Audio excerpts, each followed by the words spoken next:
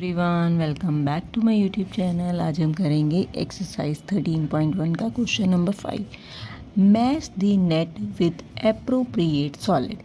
तो इसकी जो लेफ़्ट साइड है उसमें कुछ सॉलिड फिगर है और राइट साइड में इसके कुछ नेट्स हैं, तो हमें उसको मैच करना है। अब ध्यान से देखो, पहला सॉलिड फिगर जो दिया गया है वो एक क्यूब है। अब क्यूब में हमें पता है कितने फेस होते हैं, 6। तो हम इनमें फिगर में चेक करते हैं इसमें कितने फेस है, 1 2 3 4 5। तो ये तो होगा नहीं, 1 2 3 4 5 6, तो इसमें 6 फेसेस हैं। तो इसका मतलब हमारा ये इससे मैच हो रहा है और ये सारे 6 के 6 फेसेस स्क्वायर फॉर्म में दिखाई दे रहे हैं। और आपको पता है क्यूब के लिए हमारे पास सारे 6 फेसेस क्या होने चाहिए, एक स्क्वायर फॉर्म में होने चाहिए। तो इसका मतलब इसका आंसर क्या होगा, ए पार्ट का आंसर है सेकेंड वन।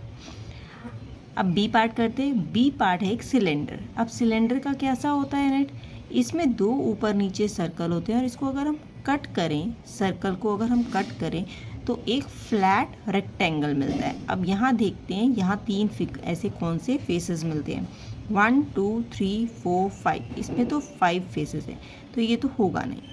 नेक्स्ट में आते हैं। हाँ, यहाँ 2 सर्कल और एक रेक्टेंगल दिख रहा है और इसमें भी 2 सर्कल और 1 रेक्टेंगल होता है। तो इसका मतलब बी का आंसर हुआ थर्ड पार्ट, जो कि इसका नेट है। क्लियर। अब करते हैं सी पार्ट। सी पार्ट हमारे पास एक कोन दे रखा है। ये सॉलिड शेप क्या है, कोन है। अब कोन के अंदर क्या होता है, ये एक ट्रायंगुलर फॉर्म में है। ठीक है, ये एक ट्रायंगुलर फॉर्म में दिख रहा है और ये क्या है, सर्कल। ये क्या है, सर्कल। तो ट्रायंगल एंड सर्कल का कॉम्बिनेशन कहाँ होगा, यहाँ पर देखें। यहाँ पर हमारे पास इसमें सर्कल नहीं है, इसमें सर्कल नहीं है, इसमें सर्कल है लेकिन 2 है। तो इसमें क्या है, एक सर्कल है और एक ट्रायंगुलर फॉर्म है।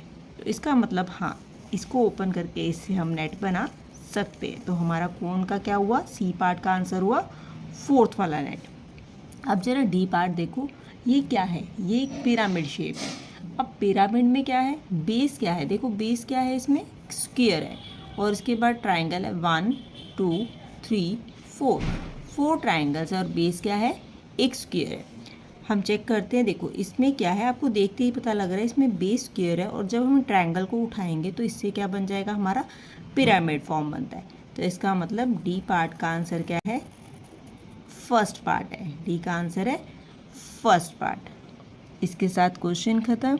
इस वीडियो में इतना ही। नेक्स्ट वीडियो में मिलेंगे, करेंगे नेक्स्ट क्वेश्चन।